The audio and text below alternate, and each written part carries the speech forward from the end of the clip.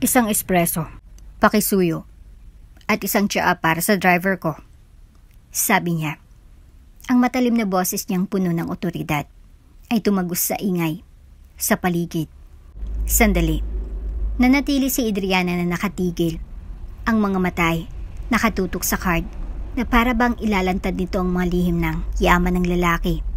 Nang mapansin niyang matagal na pala siyang nakatingin, agad siyang kumilos. Agad po, sir. Sabi niya, ang boses ay medyo masyadong magaan at masigla. Heto na po, sir. Isang espresso at isang tsaa. Sabi niya. Inilagay ang mga inumin ng maingat. Meron pa po bang ibang maitutulong ako? Pinagmasdan siya ng lalaki ng sandali. Ang ekspresyon sa kanyang mukha ay mahirap basahin.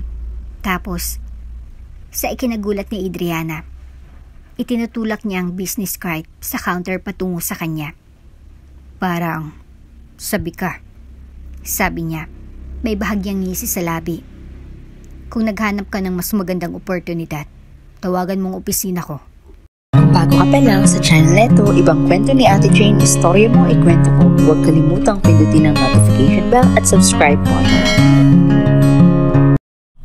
Nakaupo si Adriana Faye sa lumang sofa sa maliit na sala ng kanilang bahay. Ang tunog ng telebisyon ang bumabalot sa hangin habang ang boses ng kanyang ina, na puno ng inis, ay tumagos sa paligid. Adriana, 23 taon ka na. Hindi pwedeng maghapon ka na lang na walang ginagawa.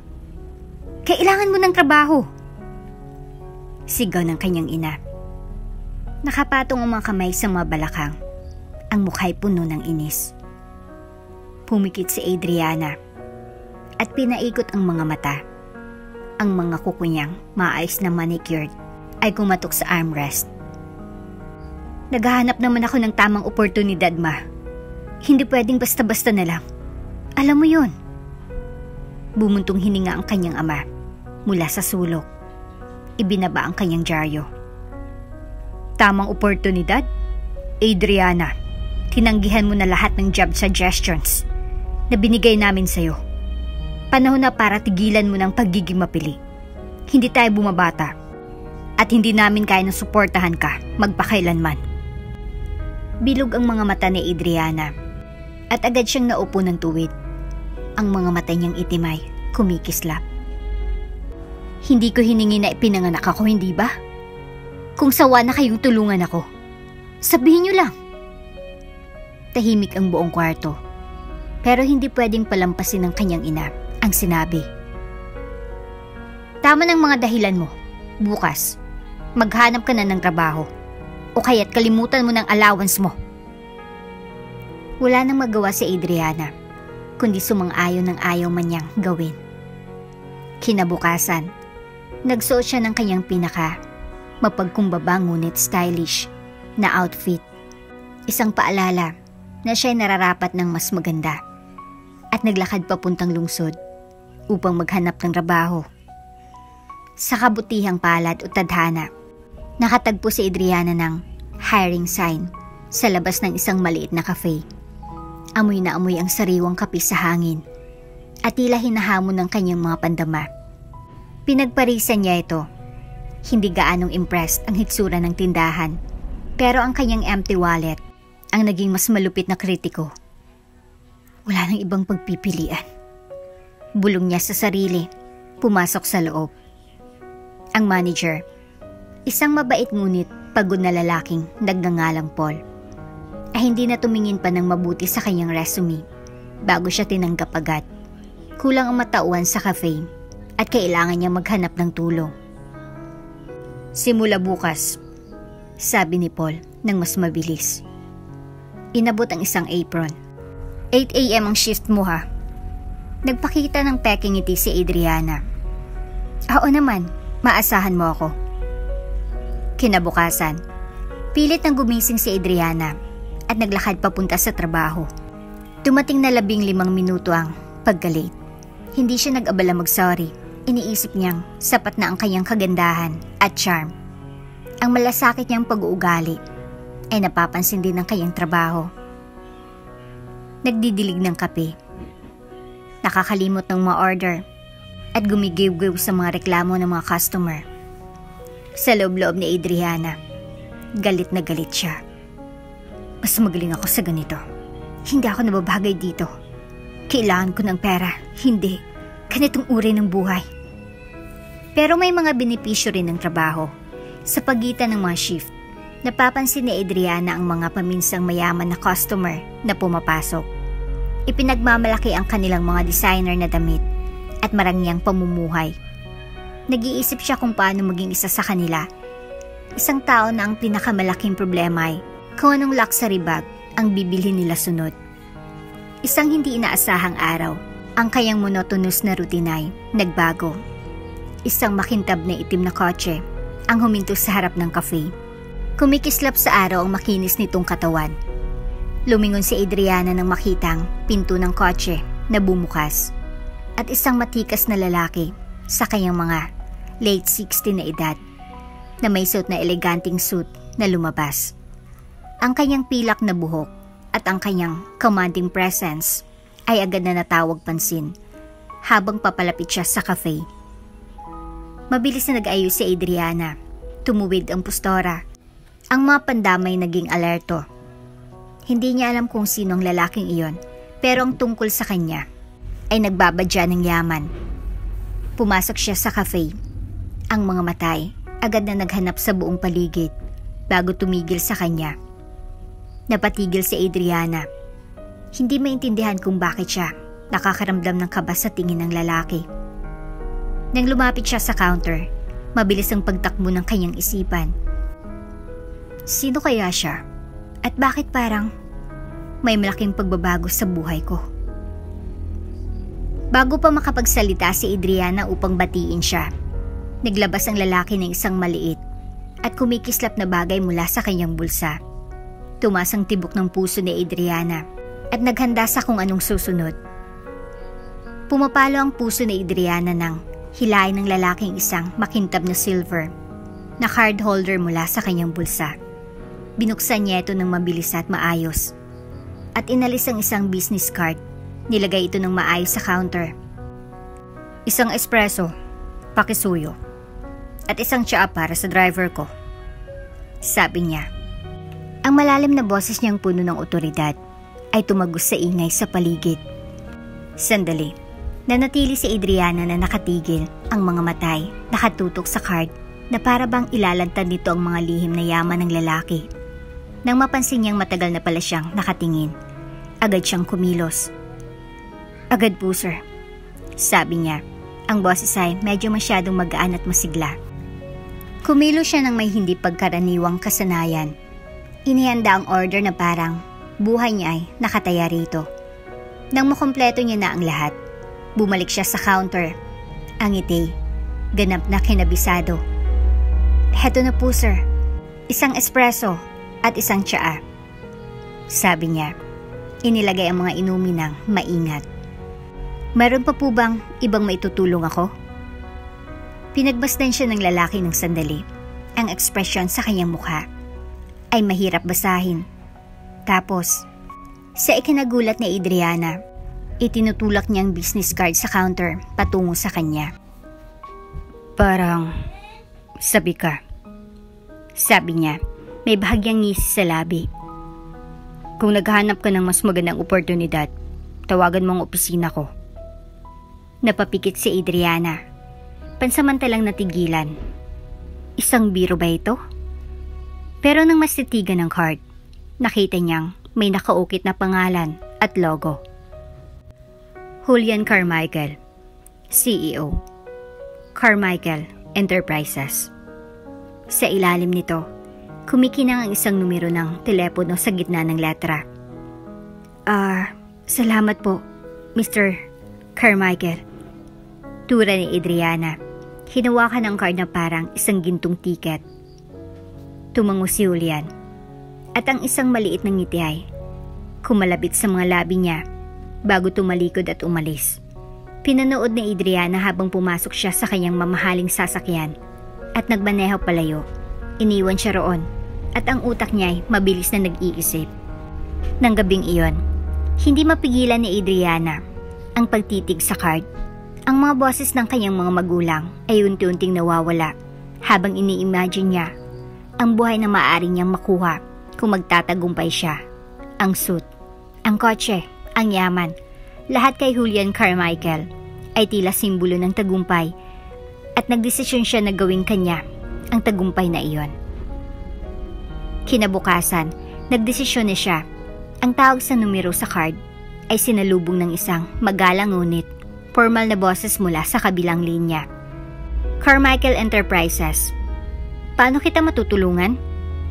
Ipinakilala ni Adriana ang sarili. Ang boses ay matatag kahit na ang puso'y nanginginig sa kaba. Nakilala ko po si Mr. Carmichael kahapon sa cafe. Inirekomenda po niya na makipag-ugnayan ako tungkol sa isang oportunidad. Pumigil ang boses sa kabilang linya sandali bago sumagot. Oo, binanggit po kayo ni Mr. Carmichael. Pwede po bang pumunta kayo para sa isang interview bukas, alas 4 ng hapon? Halos mahulog ang telepono sa pagkabigla ni Adriana. Oo naman po, salamat. Kinabukasan, dumating si Adriana sa Carmichael Enterprises na 30 minutos bago ang oras. Suot ang kanyang pinakamagandang damit, isang blazer na ipinahiram at mga sapatos na matigas at masakit sa mga daliri. Ang makintab at modernong gusali ng opisina ay nakatayo sa harap niya, isang simbolo ng yaman at kapangyarihan na siya'y matagal nang nagdanais.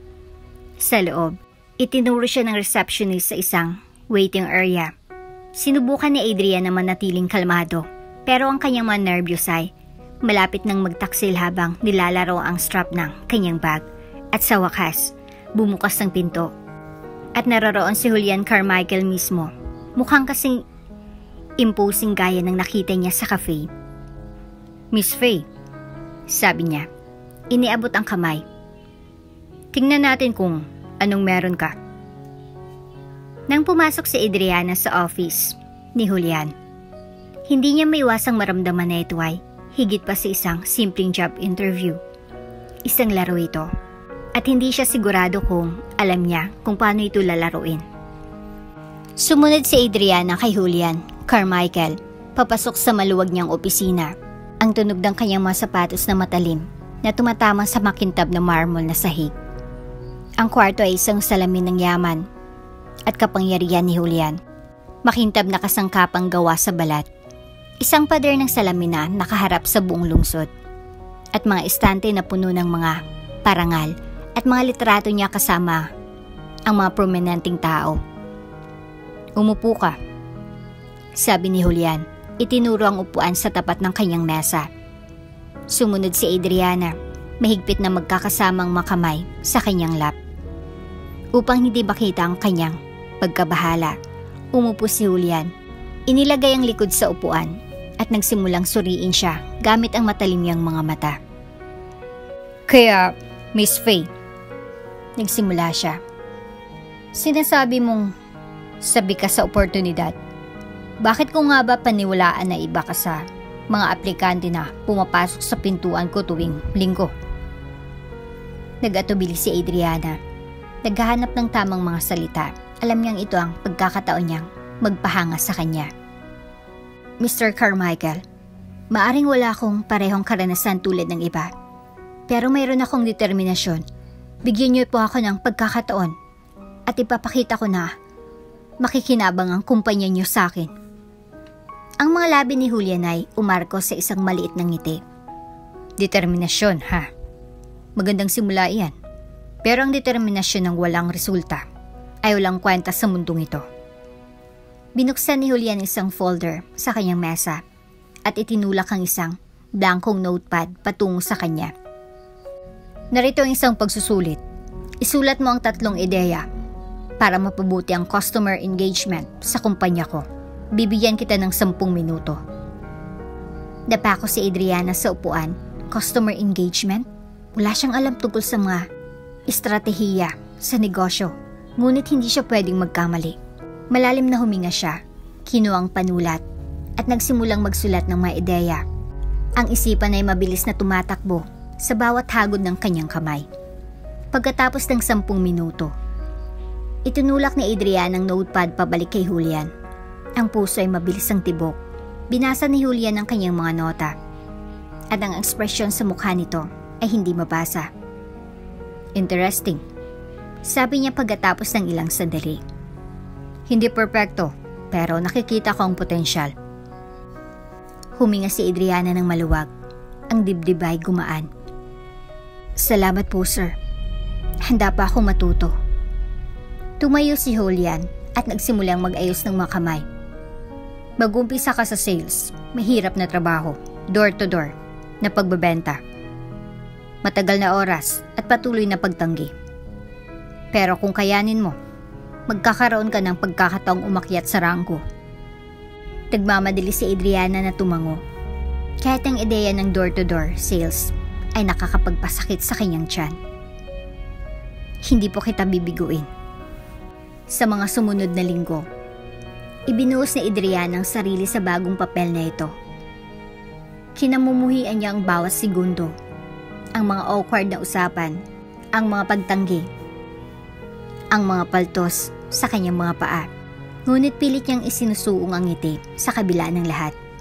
Meron siyang layunin at hindi siya papayag na may humadlang dito. Sa hindi inaasahan, nagbunga ang kanyang sipag. Sa pagtatapos ng kanyang unang buwan, nakapag-secure siya ng 2 malaking kliyente at napahanga pa si Julian. Na dati may mga pagdududa, ang kanyang pagsusumikap ay nagbigay sa kanya ng bonus at isang paanyaya sa isang dinner kasama si Julian sa isa sa pinakamahal na restaurant sa lungsod. Sa dinner, itinaas ni Julian ang baso niya at binati siya. Magaling ang ginawa mo, Adriana. Aaminin ko, hindi ko inaasahan ng marami sa iyo nung una. Pero pinatunayan mo na mali ako. Ngumiti si Adriana, naramdaman ng kasiyahan at pride. Salamat po, Mr. Carmichael. Lahat po ng ito ay dahil sa iyong gabay. Habang nagpapalitan sila ng mga kwento at nagiinuman ng alak, hindi may iwasang mapansin ni Adriana kung paanong ang mga mata ni Julian ay patuloy na nakatingin sa kanya. Admiration ba ito? O may iba pang ibig sabihin? Nangyumuko si Julian at sinabi, "Iba ka, Adriana. May isang bagay sa iyo na nakakapukaw ng interes ko." Parang tumigil ang puso ni Adriana. Nagsimula siyang maglaro sa isang laro. Pero malalaman kaya niyang maglaro sa mga patakaran ng isang laro na hindi pa niya ganap na nauunawaan? Namula si Adriana sa mga salitang binitaw ni Julian. Iba ka. Mayroong isang bagay sa iyo na nakakaintriga sa akin. Ginampanan niya ang papel ng masigasig na empleyado. Ngunit ngayon, naramdaman niyang may kakaibang halo ng tagumpay at kaba. Nahulaan na ba siya ni Julian? O bahagi lang ba ito ng kanyang natural na alindog? Maingat niyang pinili ang mga salita. Sa tingin ko po, nakikita niyo ang potensyal ko, Mr. Carmichael. Nais ko lang pong matugunan ang mga inaasahan ninyo. Tumawa si Julian. Nilalaro ang kanyang baso ng alak. Na-overachieve mo na nga, Adriana. Kaya't nais ko sanang pag-usapan ng isang ibang klase ng oportunidad. Huminga ng malalim si Adriana. Ito na bang sandali na kanyang hinihintay? Mabilis ang kanyang pag-iisip. Ini-imagine ang mga mamahaling regalo, promotion, o baka naman mas personal pa. Nakikinig po ako. Sabi niya, ang boses ay matatag kahit pa may kilig na tumatago sa kanyang tiyan. Tumagilid si Julian. Ang mga mata ay nakatutok sa kanya. Naghahanap ako ng isang tao na pwede kong pagkatiwalaan. Hindi lang sa trabaho kundi pati na rin sa personal na buhay. Mahirap maghanap ng loyalty ngayon. At sa tingin ko, ikaw na yatang hinahanap ko. Bumilis ang tibok ng puso ni Adriana. Ang mga salitang iyon ay nakabitin sa hangin na parang isang nakakaakit na pangako. Ngunit alam niyang may kasamang pagsubok. Ang tiwala ay mahalaga. Sagot niya. Tinitigan siya ng matatag. Gusto kong patunayan na karapat-dapat ako sa tiwala mo. Ngumiti si Julian ng kaunti. Makikita natin. Sa mga sumunod na linggo, nagsimula ng imbitahan ni Julian si Adriana sa mas eksklusibong mga dinner at mga events. Nakilala niya ang mga business tycoons at mga influential na tao, at bawat interaksyon ay isang hakbang patungo sa buhay na nais niyang makamtan. Pinagbuti ni Adriana ang kanyang papel. Maasikaso, kaakit-akit at palaging nasa tabi ni Julian. Ngunit sa bawat tagumpay, naramdaman niyang tumataas ang mapusta. Hindi lang si Julian, basta isang boss. Siya isang tao ng kapangyarihan, at napagtanto ni Adriana na kailangan niyang mag-ingat. Kung magkamali siya, maaring mawala ang lahat. Isang gabi, nagulat si Adriana nang imbitahan siya ni Julian sa kanyang mansyon para sa isang dinner. Ang malawak na mansyon ay tulad ng kanyang iniisip. Mga magagarbong chandelier, marmol na sahig, at isang staff na kumikilos ng parang orasan. Isang sulyap ito sa buhay na nais niyang angkinin. Ang dinner ay intimate. Sila lamang ni Julian ang nakaupo sa isang mahabang, magarang mesa. Puno ng alak si Julian, at ang kanyang ekspresyon ay mas maligaya kaysa dati. Naging isang kahangahangang karagdagan ka sa buhay ko, Adriana. Sabi niya. Itinaas ang baso. Para sa mga bagong simula. Ibinahagi ni Adriana ang kanyang baso sa kanya. Ang mga labi ay lumukso sa isang ngiti. Para sa mga bagong simula. Habang ang gabi umuusad, nagsimulang mabukas si Julian at magbahagi ng mga kwento ng kanyang nakaraan. Binanggit niya ang kanyang yumaong asawa, na siyang pinakamahalagang babae sa buhay niya at isang matibay na katuwang sa negosyo. Siyang nagpatayo ng imperyong ito kasama ko. Sabi niya, ang boses ay may halong nostalgia. Mahirap mag-isip na ibang tao na pagtitiwalaan ko tulad ng tiwala ko sa kanya. Tumibok ng mabilis ang puso ni Adriana. Ito ng pagkakataon niyang maging bahagi ng buhay ni Julian. Hindi ko siya kayang palitan. Sabi niya ng mahinahon. Pero maaari kitang samahan. Hindi mo kailangang mag-isa. Lumuwa ang mga mata ni Julian at inabot ang kamay mula sa kabilang gilid ng mesa. Ang mga daliri nila ay magkasangga. Ang haplos na iyon ay nagbigay ng kilig sa kanyang katawan. Kalahating excitement, kalahating takot. Nasa kamay niya na si Julian, ngunit handa na ba siya para sa susunod? Ngumiti si Julian, ngunit ang mga sumunod na salita niya ay nagpatigil sa kanya. Kung talagang nais mong samahan ako, Adriana, may kailangan kang patunayan muna. Ang bigat ng kanyang tingin ay nagbigay ng kilig at takot sa tiyan ni Adriana. Ano kayang ibig niyang sabihin? Nagdulot ng kaba sa tiyan ni Adriana ang matalim na tingin ni Julian na nakafocus sa kanya. Ang mga salita niya ay paulit-ulit na umaalulong sa kanyang isipan. Mayroon akong kailangang ipatunay mo muna.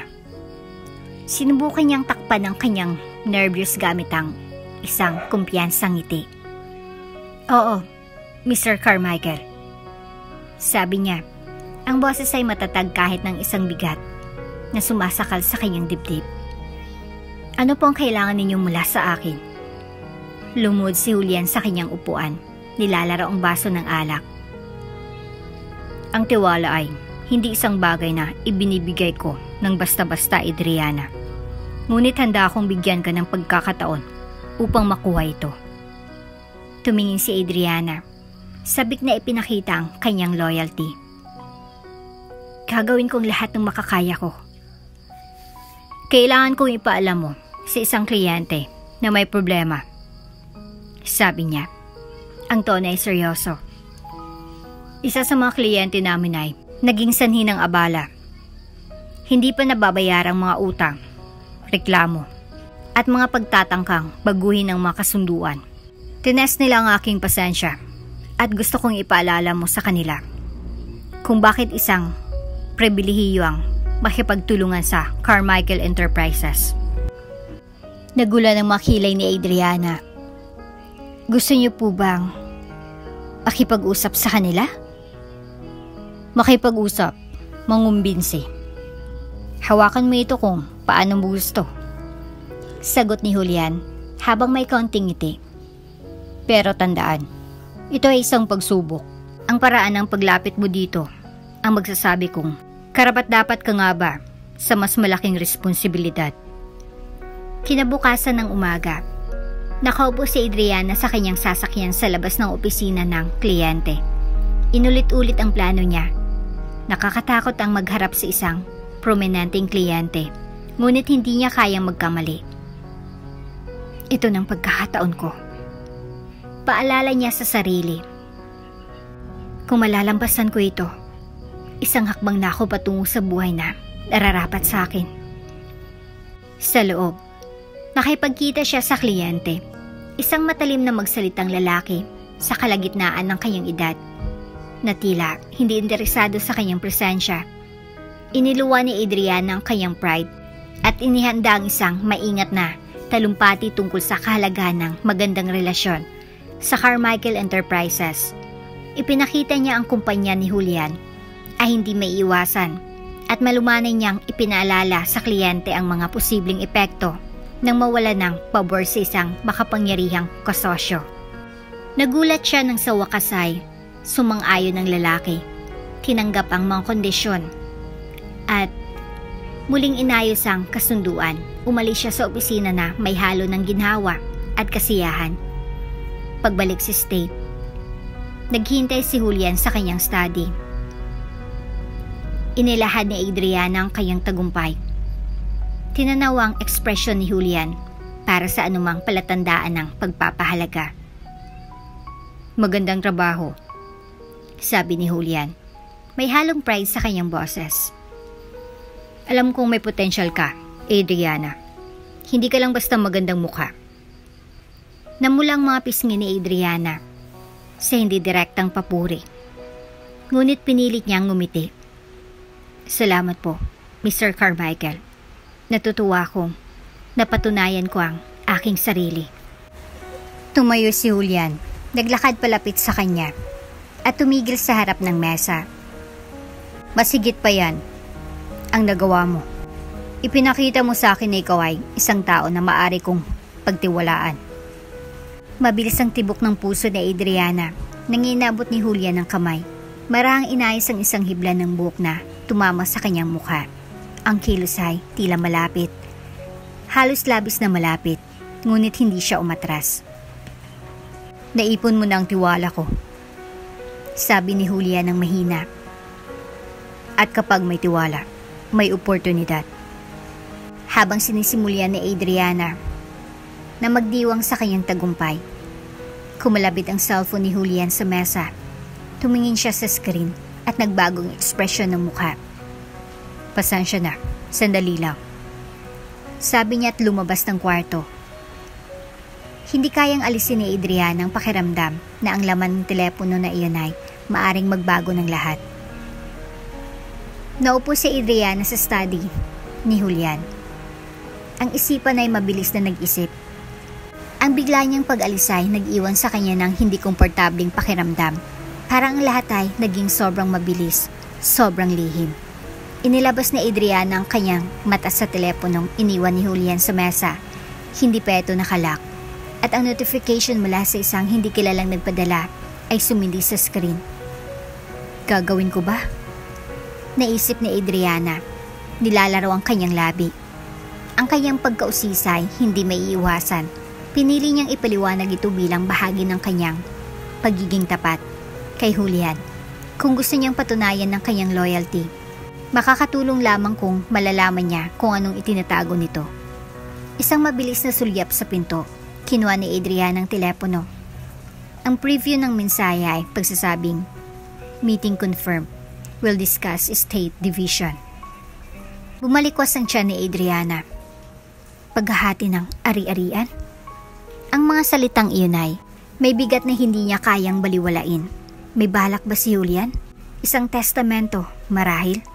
O baka isang paraan ng pagsusubok sa kanya na hindi niya inaasahan? Bago pa siya makapag-isip ng mas malalim, Narinig niyang pumasok si Julian sa hallway. Agad niyang ibinalik ang telepono sa kung saan niya ito nahanap. Ang puso ay mabilis na tumitibok. Pinilit niyang magpakatino bago muling pumasok si Julian. Ang ekspresyon ay hindi mabasa.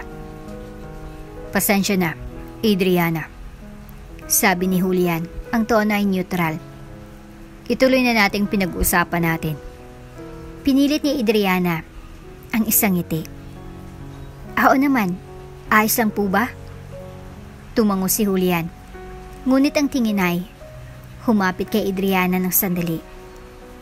Parang sinusubukan niyang basahin ang kanyang isipan. "May mga ilang negosyo lang na kailangang ayusin. Wala kang dapat ipag-alala." Kinabukasan, nagulat si Adriana nang imbitahan siya ni Julian sa isang weekend trip sa kanyang countryside estate. "Karapat-dapat ka ng konting oras mula sa lungsod," sabi niya. Ang ngiti ay mainit ngunit misteryoso. Agad na tumanggap si Adriana. Ang excitement ay halong pagdududa. Hindi niya maalis ang pakiramdam na may mas malalim na plano si Julian sa mga kamakailang kilos nito. Ang estate ay kamangha-mangha. Mga ektarya ng maayos na hardin, isang malawak na mansyon, at ang uri ng katahimikan na nagsasalita ng magandang kayamanan. Habang tinutur siya sa property, nagsimula si Julian na magbukas tungkol sa kanyang nakaraan. Nagsasalaysay ng mga kwento kung paano niya at ng kanyang yumaong asawa itinayo ang kanilang imperyo. "Siyang utak sa likod ng karamihan ng aming tagumpay," amin ni Julian. Ang mukha ay naglalarawan ng lungkot. Ang pagkawala niya ay parang hindi ka panipaniwala. Gumanap si Adriana bilang isang simpatikong kausap. Tumango sa mga tamang pagkakataon at nagbigay ng mga salitang pampalubag loob. Ngunit sa loob, nag-iisip siya. Kailangan niyang malaman pa ang mga plano ni Julian, lalo na matapos makitang cryptic na mensahe. Nang gabing iyon, dinala siya ni Julian sa isang nakalak na study. "Dito kayo iningatan ng pinakamahalagang bahagi ng buhay ko," sabi niya. Binuksan ang pinto. Ang silid ay puno ng mga alaala ng mga nakaraan, mga larawan, mga dokumento, at isang malaking safe sa sulok. Habang ipinapakita sa kanyang mga bagay, tumigil si Julian sa harap ng isang framed na larawan ng kanyang yumaong asawa. Lagi niyang nais na tiyakin na ang aming pamanay mapuprotektahan, sabi niya ng mahina. At nais kong igalang ang kanyang mga kahilingan. Naghibit balikat si Adriana. Anong pamana? At anong ibig niyang sabihin na protektahan ito? Wala na siyang oras para magtanong dahil tumingin si Julian sa kanya at ang tanong ng isang hindi inaasahang katanungan. Bumilis ang tibok ng puso ni Adriana habang ang masalitang binitaw ni Julian ay umuukit sa kanyang isipan. "Malapit na. Baka kailangan mong patunayan ito." Ano kayang ibig niyang sabihin? Isa na naman bang pagsusulit ito? O baka nakatawid na siya sa teritoryo na hindi niya kayang hulaan? "Hindi ko yata maintindihan," sabi niya. Ang boses ay matatag kahit na may bagyong bumubuo sa kanyang dibdib. Pinagmasdan siya ni Julian ng ilang saglit bago naging malambot ang kanyang ekspresyon. "May intindihan mo rin, Adriana. Sa tamang panahon." Inanyayaan siya ni Julian na sumunod habang lumalabas sila ng study. Habang naglalakad sila sa malawak na estate, ipinagpatuloy ni Julian ang pag-uusap sa mga magaan na paksa. Ngunit hindi makapag-concentrate si Adriana. Ang isip niya ay puno ng mga katanungan tungkol sa cryptic na mensahe sa telepono ni Julian at ang safe sa kanyang study. Anong mga lihim kayang itinatago ni Julian? At mas mahalaga, paano niya ito magagamit sa kanyang kalamangan? Nang gabing iyon, habang kumakain sila sa veranda ng estate, nagbagong ugali ni Julian. Tahimik siya, mas malalim mag-isip. Ang paglubog ng araw ay nagbigay ng gintong liwanag sa tanawin, nagbigay ng isang halos surreal na atmosfera. "Adriana," Nagsimula siya, inilapag ang kanyang baso ng alak. Patunayan mong iyong sarili sa mga paraang hindi ko inaasahan.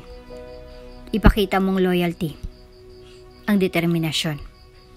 At isang bagay na hindi ko naramdaman sa loob ng mga taon. Nahulog ang hininga ni Adriana. May sasabihin ba siya? Ito na ba? Iniisip ko nang hinaharap.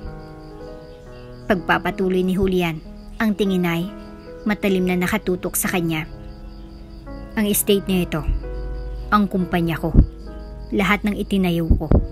Kailangan nito ng isang taong mag-aalaga kapag wala na ako, isang tao na maaari kong pagkatiwalaan.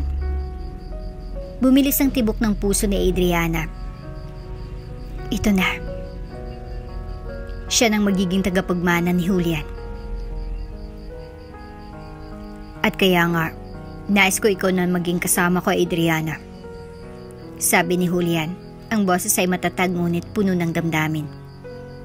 Hindi lang bilang kasamahan sa trabaho, bilang aking asawa. Parang tumigil ang oras. Ang maingat na binuo ni Adriana na harapan ay muntik nang magbago ng maramdaman ng bigat ng mga salitang iyon. Pag-aasawa? Kay Julian? Higit pa ito sa lahat ng kanyang inaasahan. Hindi ko alam kung anong sasabihin.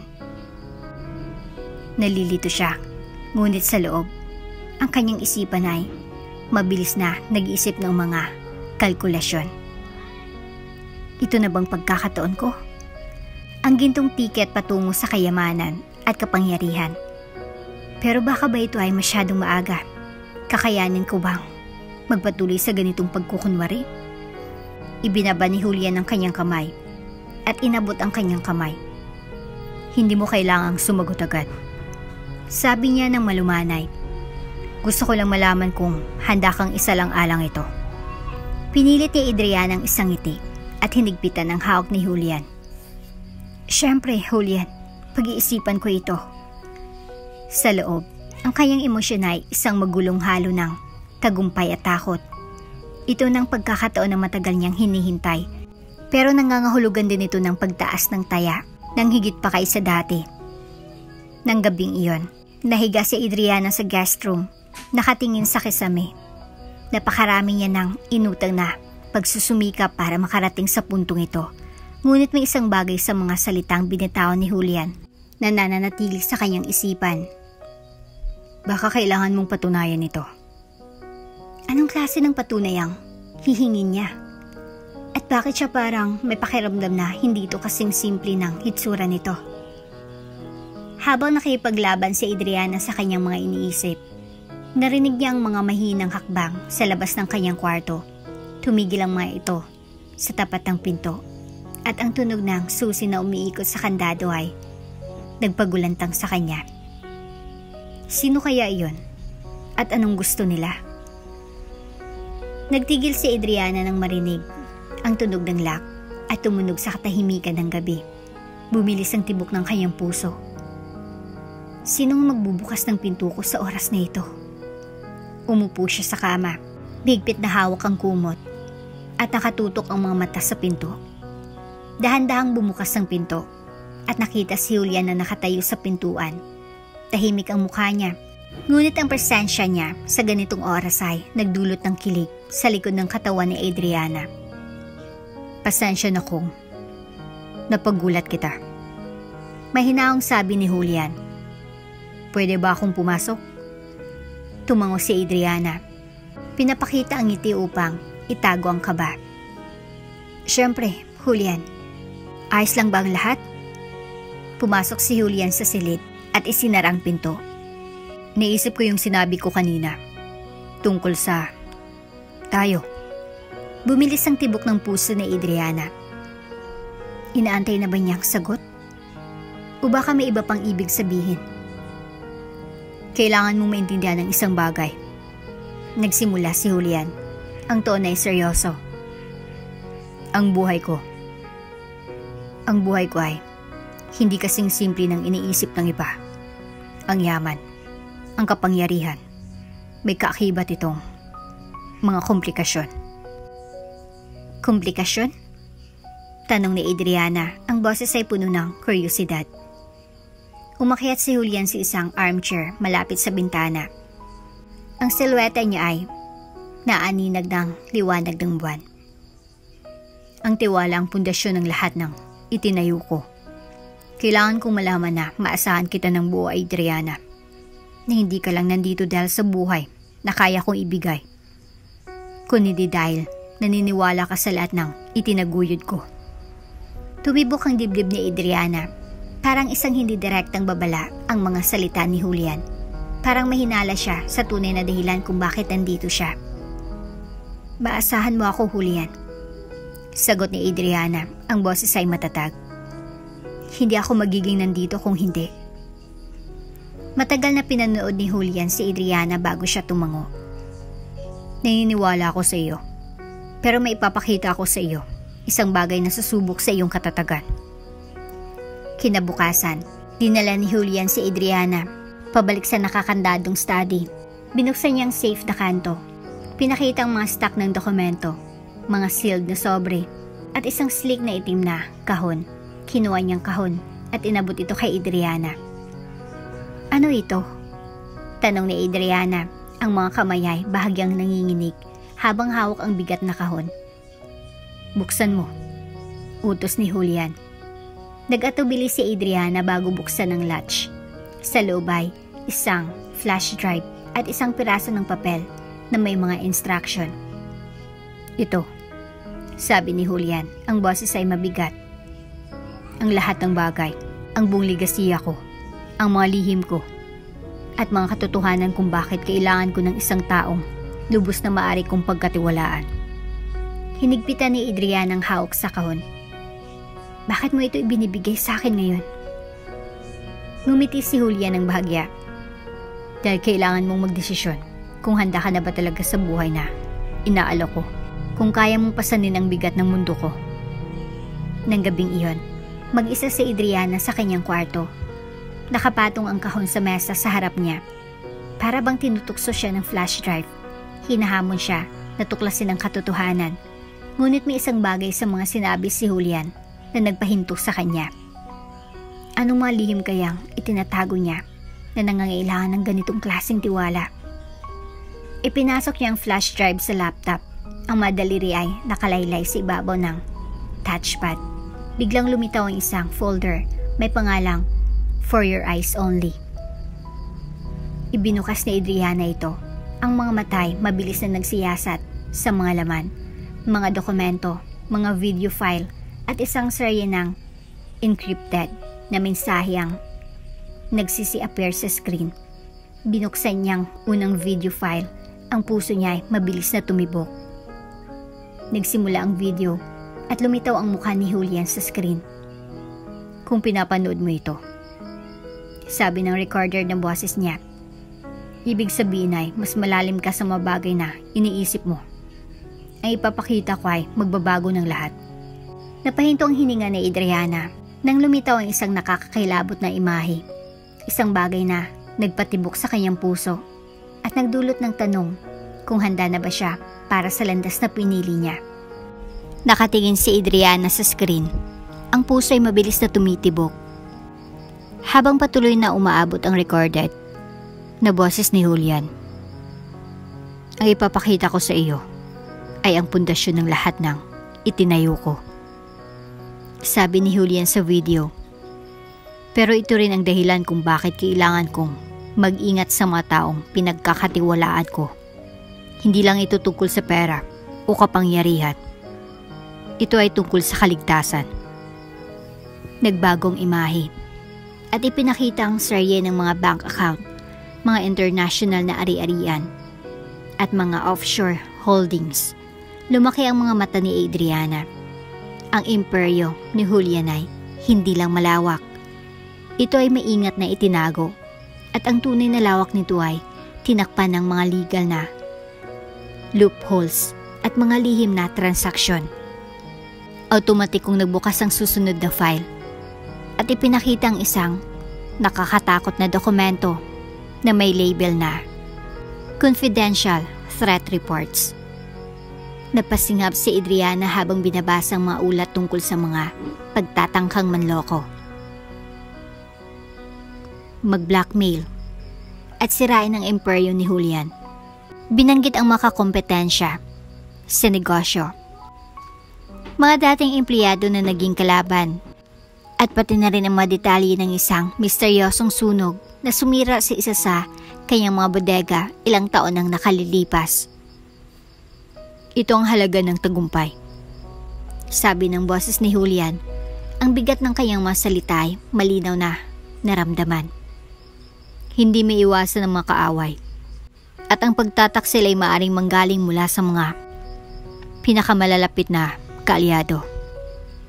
Kaya nga palagi akong maingat kung sino ang pinapayagan kong makapasok sa buhay ko. Pinindot ni Adriana ang pause sa video. Ang mga kamay ay nanginginig. Akala niya ang yaman ni Julian ang pinakamalaking asset nito, ngunit ngayon ay nakita niya ito rin palang pinakamalaking panganib. Ano kayang pinapasok ko? Tanong niya sa sarili. Kinabukasan, natagpuan ni Julian si Adriana sa hardin ng estate. Ang itim na kahon ay nakapatong sa mesa sa tabi niya.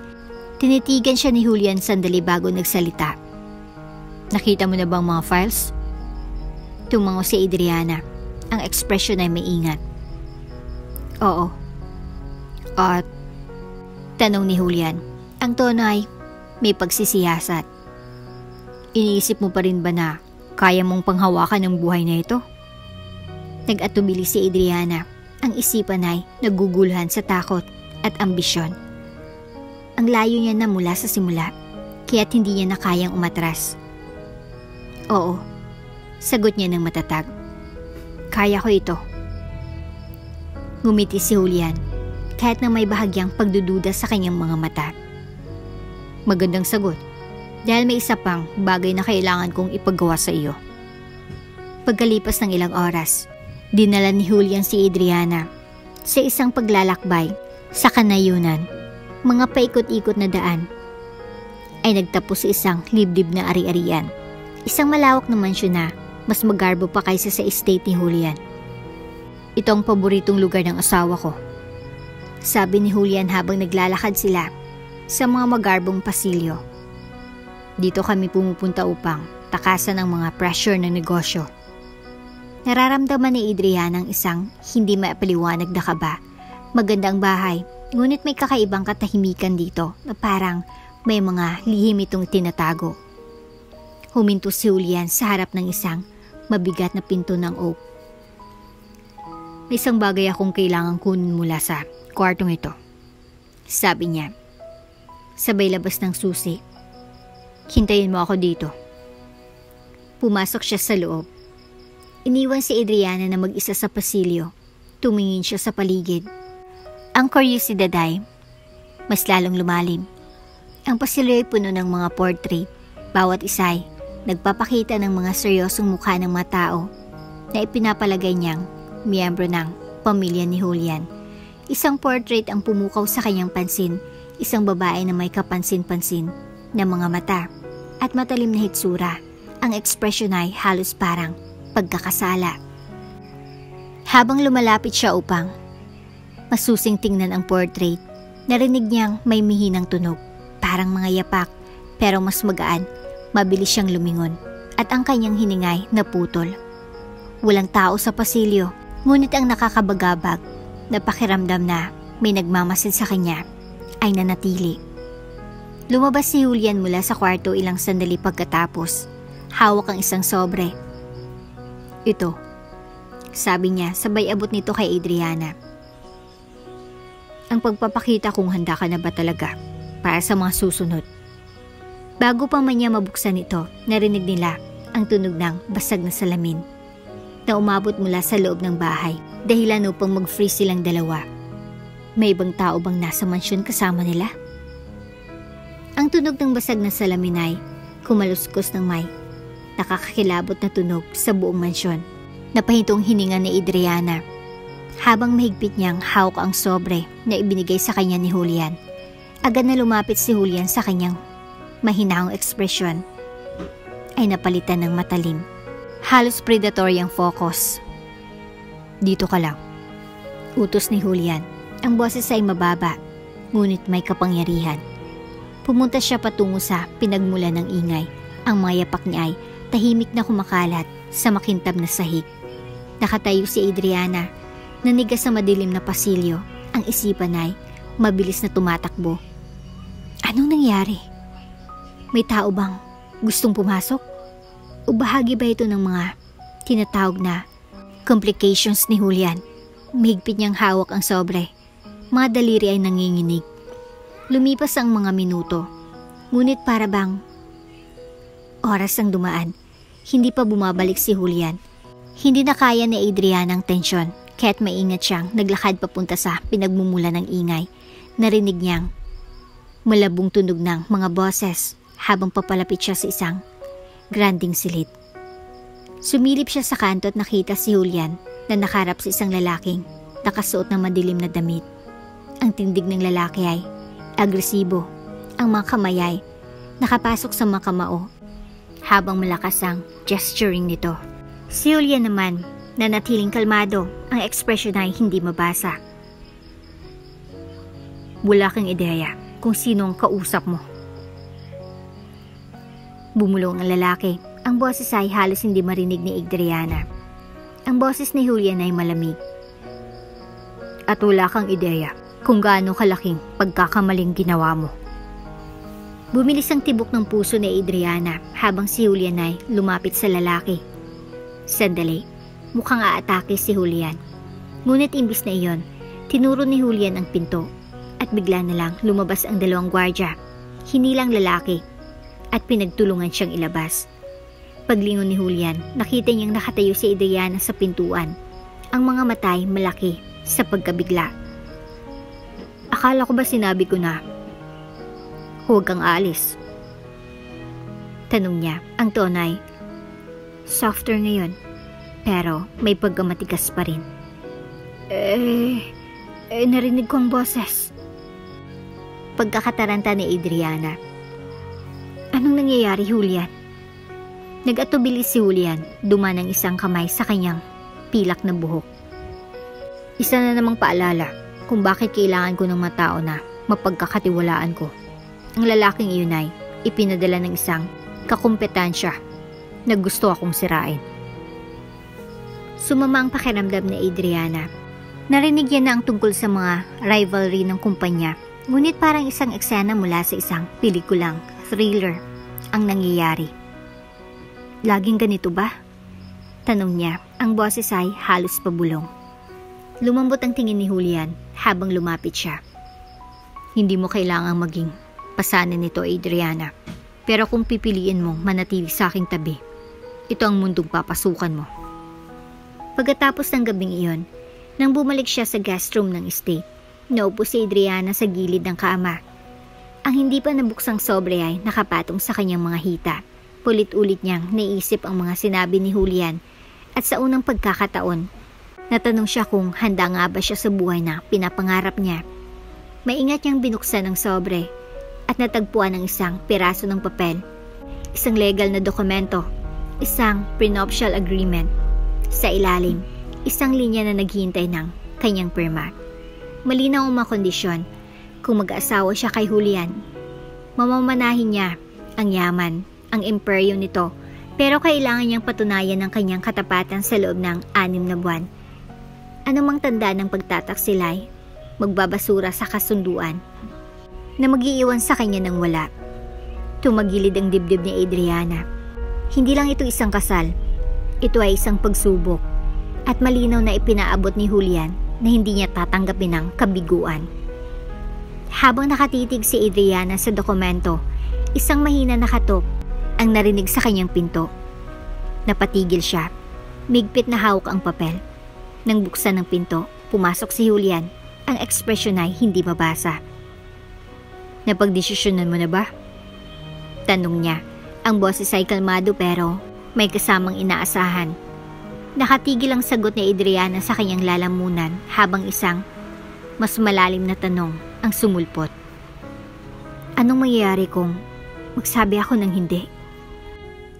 Ang tingin ni Adriana ay lumipat-lipat sa pagitan ni Julian. at ang prenuptial agreement na nakapatong sa kanyang lap. Ang bigat ng desisyon ay parang bumagsak sa kanyang dibdib. Ito ang buhay na pinapangarap niya, ang pagkakataon na matagal niya nang hinahanap. Ngunit may kasamang mga kondisyong hindi niya tiyak kung kaya niyang lutasin. Si Julian ay nakasandal sa pintuan, ang mga matay kalmado pero matigas. Naintindihan kong mabigat ito. Sabi niya, ang tono ay mahinahon. Ngunit kailangan kong malaman kung saan ka. Pilit na nilunok ni Adriana ang pagkabigla. 6 na buwan. Bulong niya. Mas para sa sarili kaysa sa kanya. Gusto mong patunayan ko ang katapatan ko sa loob ng 6 na buwan? Tumango si Julian.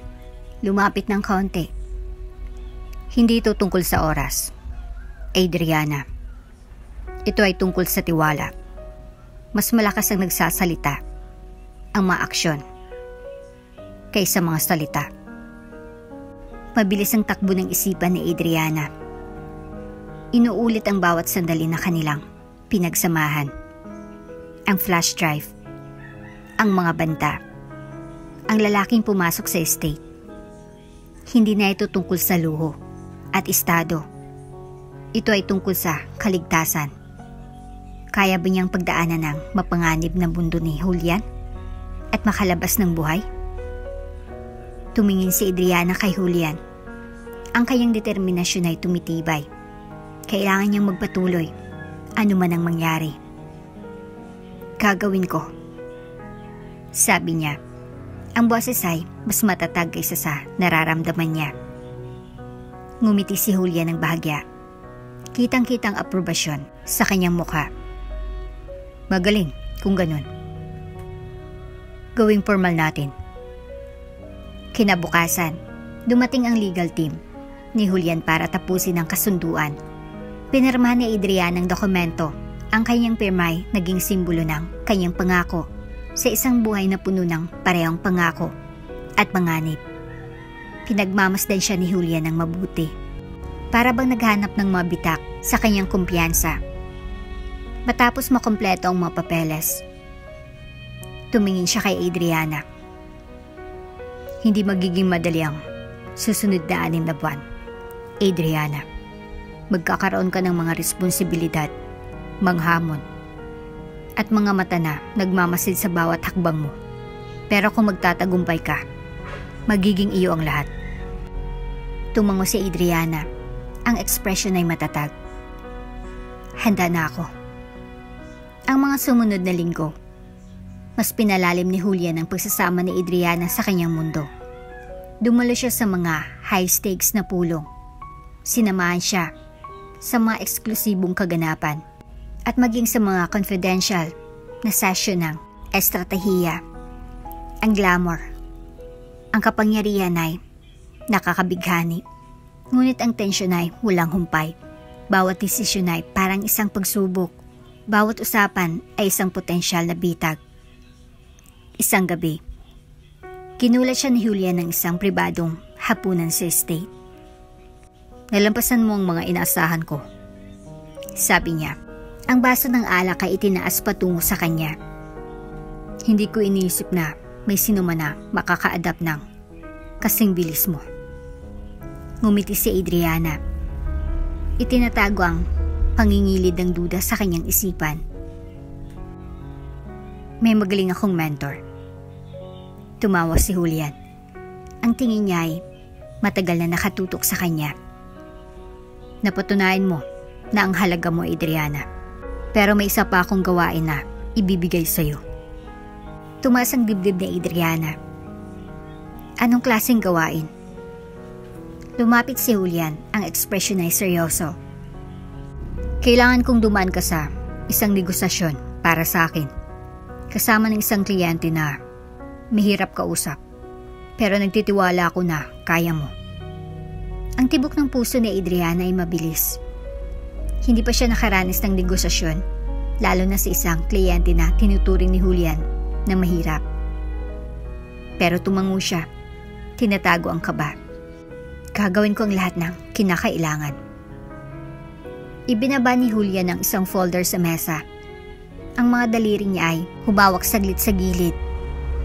Sa folder na ito, matatagpuan ang mga detalye na kailangan mo para sa negosasyon. Pag-aralan mong mabuti. Inabot ni Adriana ang folder.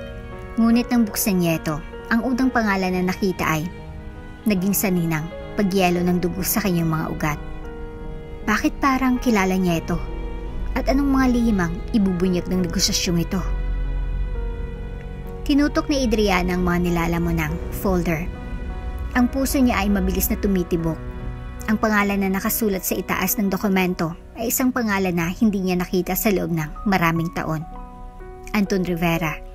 Ang mga kamay niya ay nanginginig habang binabasa ang mga susunod na detalye. Hindi lang basta kliyente si Anton.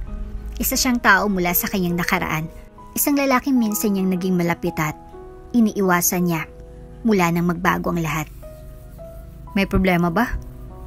Tanong ni Julian. Ang boses ay tumagos sa kanyang mga iniisip. Ang titig ay matalim at puno ng tanong. Isinara ni Adrian ang folder. Tinatago ang kanyang kaba sa isang bahagyang ngiti. Wala naman. Naghahanda lang para sa susunod na gawain. Pinagmasdan siya ni Julian ng ilang sandali. Ang ekspresyon ay hindi mabasa. Magaling. Ang pulong ay bukas ng tanghali. Siguraduhin mong handa ka na. Tumango si Adriana. Mahigpit na hawak ang folder habang lumapas ng silid. Pagkapasok sa kanyang kwarto, binuksan muli niya ang folder. Ang tiyan niya ay parang dumudurog sa kaba. Hindi lang pangalan ni Anton ang tumatak sa kanya. Nasa mga sulat ang mga tala tungkol sa negosyo nito, ang reputasyon niyang malupit, at ang kasalukuyang lakas na hawak nito laban sa kumpanya ni Julian. Bakit siya? Tanong ni Adriana, mabilis ang pag-iisip. Bakit si Anton sa lahat ng tao? Kinabukasan, dumating si Adriana sa mataas na opisina kung saan gaganapin ang pulong. Magdamag siyang nagbasa ng mga dokumento. Naghanda para sa bawat posibleng senaryo. Ngunit walang preparasyon ang makakapawi sa tensyon na nararamdaman niya sa dibdib. Si Anton ay nakaupo na sa uluhan ng mesa ng komperensya nang pumasok siya. Ang presensya ni Anton ay kasing tindi ng kanyang naaalala. Matulis na suit, matalim na mga mata, at ang ngiti na may halong panlilibak. Tila nag-e-enjoy sa kapangyarihan. Well, sabi ni Anton. Nakarelax na nakasandal sa upuan. Adriana Faye. Patagal-tagal na. Pinilit ni Adriana ng umiti. Itinatago ang pagkabigla na kilala siya ni Anton agad. Anton, tara na. Simulan na natin ang negosyo. Tumawa si Anton. Halatang tuwang-tuwa. Diretso na sa punto. Para bang mga lumang panahon. Nang magsimula ang negosasyon, mabilis na napansin ni Adriana na hindi lang mahirap si Anton. Nagpapalaro siya ng mapanganib na laro. Nagtatago ng mabanta. Hinihingi ang mga kondisyon na sobrang taas at sinusubok ang kanyang tibay sa bawat hakbang. Ngunit hindi siya bumigay. Pinapalitan ng mga kahilingan nito ng maingat na matugon. Tumagal-tagal ang oras at ang tensyon sa kwarto ay lalong lumalaki. Sa wakas, si Anton ay kumilos at tumagilid. Ang ngiti ay unti-unting nawawala. Isa sa alang-alang ko ang alok mo. Sabi niya, ang tono ay seryoso. Pero may isang kondisyon. Pumintig ang puso ni Adriana. Anong kondisyon? Pinanukala ni Anton ang mga mata at nagbago ang ekspresyon. Sabihin mo kay Julia na gusto kong makipagkita sa kanya ng personal. Walang mga tagapamagitan. Walang mga pagkaantala. Harapan. Pagbalik ni Adriana sa estate ni Julian, siya ay pagod ngunit determinado. Ikwento niya ang buong pulong. Kabilang na ang kahilingan ni Anton na makipagkita kay Julian ng personal. Nagkunot ang noo ni Julian. Ang pangay parang tigas. Tinutukso tayo ni Anton. Gusto niyang makita kung susunod tayo sa gusto niya. Anong gagawin natin? Tanong ni Adriana. Ang boses ay matatag kahit pa nadarama niyang may lumalaki ng kaba. Nagbagong ekspresyon ni Julian. Ibibigay natin ang gusto niya, pero sa mga kondisyon natin. Habang nagsasalita si Julian, ang cellphone niya ay nagbuzz sa mesa. Tiningnan niya ang screen at ang mga matay kumitid. Nang walang salitang sinabi, kinuha niya ito at lumabas ng kwarto. Ang dibdib ni Adriana ay kumabog ng malakas nang mapagtanto niyang mas mataas pang mga taya kaysa kailanman. Anong larong nilalaro ni Julian? At isa lang ba siyang phone sa kanyang board? Naupo si Adriana sa study ni Julian. Ang isip niya gumugulong. Ang negosasyon kay Anton ay mas nakapagdulot sa kanya ng pagkabigla kaysa sa gusto niyang aminin. Ang misteryosong reaksyon ni Julian at ang bigla niyang pag-alis ay lalong nagpalala ng kanyang kaba. Magaan ang kanyang pinaghirapan upang makuha ang kanyang posisyon. Ngunit hindi niya maalis ang pakiramdam na siya'y nahihirapan sa isang laro na halos hindi niya nauunawaan. Bumalik si Julian ilang minutong nakalipas. Ang ekspresyon ng mukha ay hindi mabasa. Inilapag niya ang kanyang cellphone sa mesa at tumingin ng tuwid kay Adriana. Gusto ni Anton ng meeting at ibibigay ko siya ng isa. Pero hindi ito magiging simpleng negosasyon.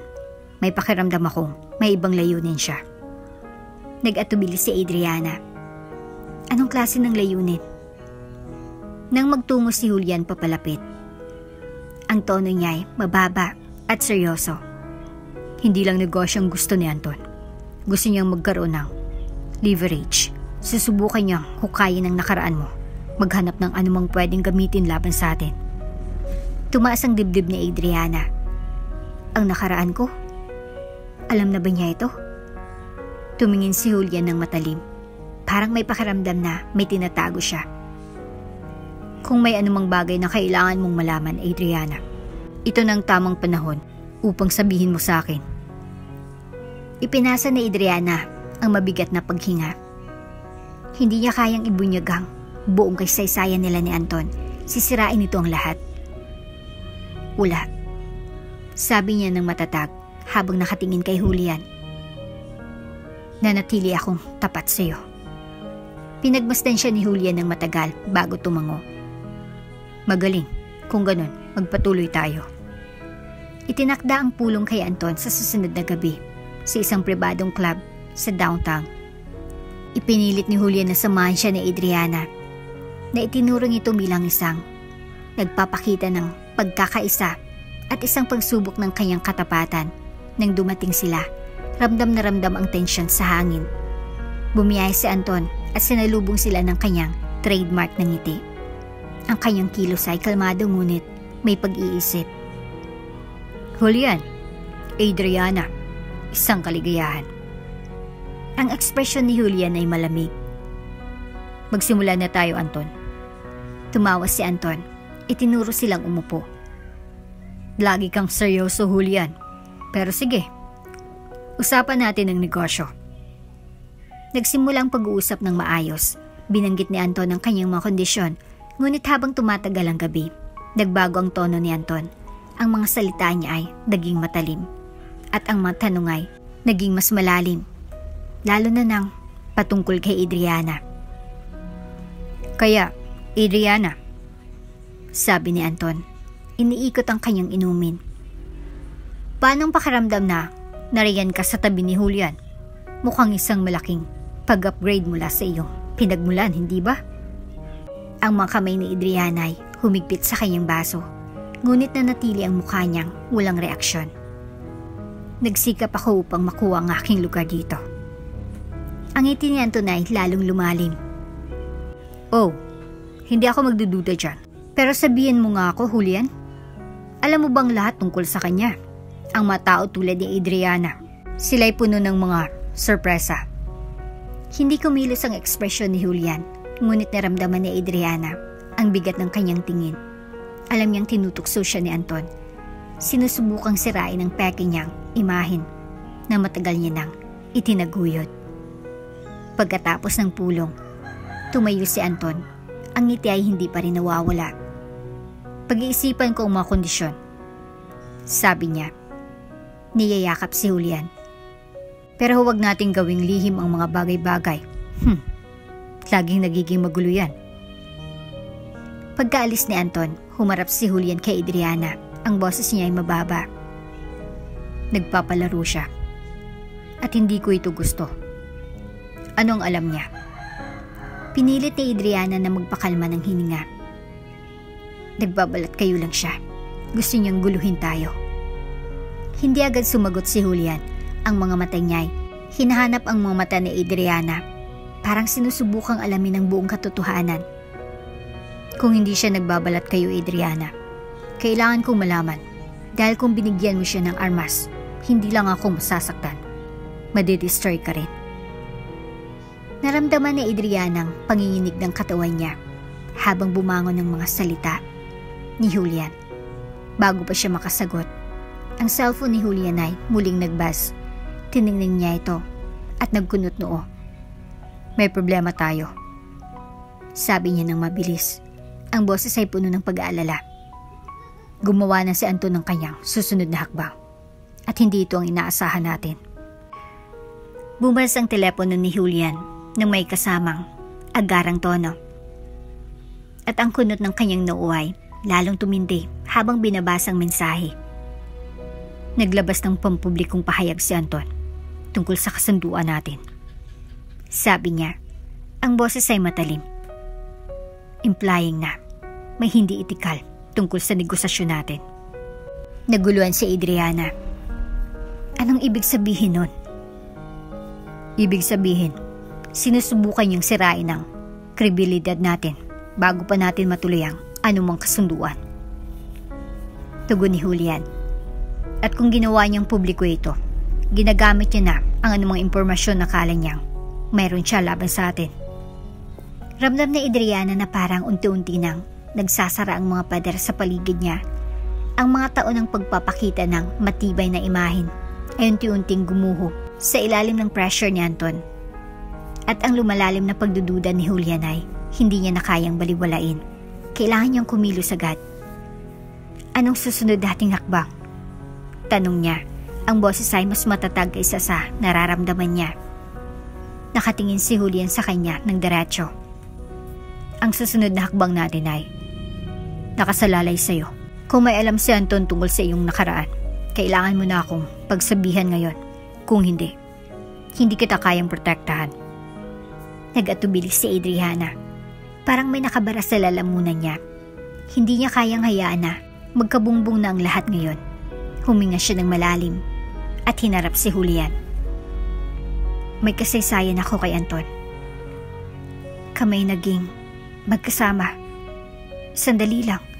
Pero natapos ito ng masama. Gusto niyang gamitin iyon laban sa akin. At sa atin. Ang ekspresyon ni Julian ay naging madilim. Ang pangay humigpit. Dapat ay sinabi mo na agad. Natakot ako masira ang lahat. Amin ni Adriana. Pero sinasabi ko na sa iyo ngayon. Kasi gusto kong ayusin ito. Pinagbasdan siya ni Julian ng matagal bago tumango. Kung ganun, aayusin natin ito. Kinabukasan, tumawag si Julian para sa isang emergency press conference. Hinarap niya ng buo ang mga akusasyon ni Anton. Nagpakita ng ebidensya upang pabulaan ang mga ito. At ipakitang Carmichael Enterprises bilang biktima ng isang smear campaign. Ang matinding presensya ni Julian at ang maingat na paghandle sa sitwasyon ay nagpabaliktad ng pabor sa kanila, ngunit tapos ng pinsala. Pagbalik sa estate, hinarap ni Julian si Adriana sa study niya. Ito ang dahilan kung bakit mahalaga ang tiwala. Sabi niya, ang boses ay may kasamang pagkabigo. Kung hindi ako kumilos ng mabilis, maaring sirain ng mga kasinungalingan ni Anton ang lahat. Ibinaba ni Adriana ang tingin. Ang guilt ay dumali sa kanya. Pasensya na, Julian. Dapat sana'y sinabi ko sa iyo ang totoo. Hindi lang tungkol sa katotohanan. Sagot ni Julian. Ang tono niya ay huminahon. Tungkol ito sa pagkakaalam ng taong nasa tabi ko ay hindi manghilo-hilo kapag naging mahirap ng mga bagay. Akala ko ikaw ang taong iyon. Nararamdaman ni Adriana ang bigat sa kanyang dibdib. Ako nga, patutunayan ko sa'yo. Ngumiti ng bahagya si Julian. Patunayan mo na. Sa isang bahagi. Pero may isang bagay pa akong kailangang gawin upang protektahan tayo. Noong gabing iyon, tinawag ni Julian si Adriana sa study. Sa mesa niya ay nakain isang folder. Kasing hitsura ng folder na natanggap niya noon. Pero ngayon, malinaw ng laman nito. Binago kong kasunduan, sabi ni Julian. Itinulak ang folder patungo sa kanya. Pinoprotektahan nito tayong dalawa. Binibigyan kita ng buong access sa aking state at mga ari-arian. Epektibo agad. Pero kung magtataksil ka sa akin, Adriana, wala nang ikalawang pagkakataon. Napahinto si Adriana na bigla. Buong access? Nagpumigla siya para maintindihan ito. Ilang buwan siyang naghirap upang makarating sa puntong ito. Ngunit ngayon na nasa harapan niya na, ang bigat ng mga salita ni Julian ay parang nagbabantang bumagsak. Isang regalong matamis o isang patibong. Hindi kita pagtataksilan, sabi niya. Ang boses ay matatag. Ibinibigay ko ang aking sarili. Tumango si Julian. Ang ekspresyon niya ay hindi mabasa. Magaling. Kung ganun, magpatuloy tayo. Kinabukasan, nakatayo si Adriana sa study ni Julian. Nakatingin sa safe box sa kanto. Bukas ito. Nagpapakita ng mapapel. At ang flash drive na naging simula ng lahat. Tumigil ang mata ni Adriana sa mga dokumento na ngayon ay may pangalan niyang nakalagay bilang co-owner ng imperyo ni Julian. Nakuha niya na ito. Pero anong kapalit? Pumasok si Julian sa kwarto. Ang presensya niya ay matindi gaya ng dati. Ito ng buhay mo ngayon, Adriana, sabi niya. Ang boses ay kalmado. Nakamit mo na, pero tandaan mo, may kapalit ang lahat. Ilang buwan ang lumipas. Nag-iisa si Adriana sa estate. Ang bigat ng kanyang madesisyon ay bumagsak sa kanya. Tinupad ni Julian ang kanyang pangako. Binigyan siya ng kayamanan at kapangyarihan na matagal niyang pinapangarap. Pero mas pampanganib at nakaka-isolate ang mundo ni Julian kaysa sa inaasahan niya. Bumaz ang telepono ni Adriana at tiningnan ang screen. May mensahe mula sa isang hindi kilalang numero. Nasisiyan ba sa bagong buhay mo? Huwag masyadong maging kampante. Hindi na nanatiling nakatago ang mga lihim.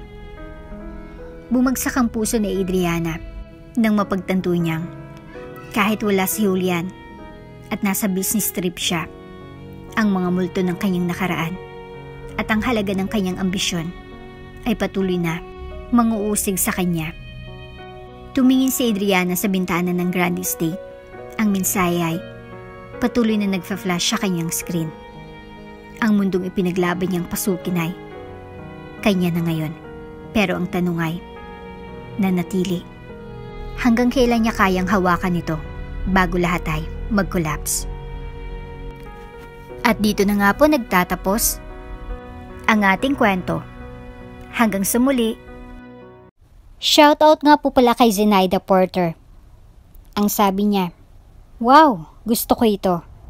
Thanks Ate Jane, nakaka-inspire at nakakaaliw na kwentong ito. Kaya gusto ko ang mga ina-upload nyo sa channel na ito. Listening from Australia."